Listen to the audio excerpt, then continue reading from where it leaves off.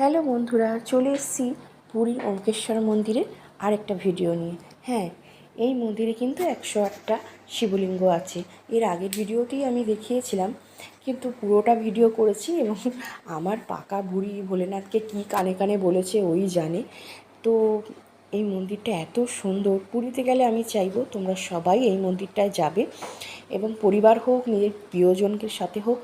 মন্দিরটা খুব সুন্দর। ভেতরে হচ্ছে এই মন্দিরটার ভেতরে তোমরা যদি বেলা 12টার আগে যাও, এখানে ভোগের ব্যবস্থাও করা আছে। যদি মনে হয় একদিন একটু ঠাকুরের ভোগ খাবো, তাহলে এই মন্দিরে কিন্তু তোমরা অবশ্যই ভোগ খাওয়ার জন্য আগে আগে সকাল সকাল গিয়ে কুপন কাটতে পারো।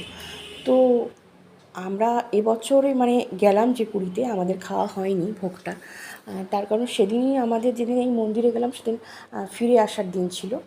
সেই জন্য এরপর যখন নেক্সট টাইম যাব, আমরা অবশ্যই মনে ঠিক করে রেখেছি যে এই মন্দিরে আমরা ভোগ খাবো। তো মন্দিরের ভেতরটা দেখো কি শান্তি, কি অপূর্ব সুন্দর। আর যেখানে এরকম শিবলিঙ্গ আছে আর 108টা, তো সেখানে তো শান্তি থাকবেই।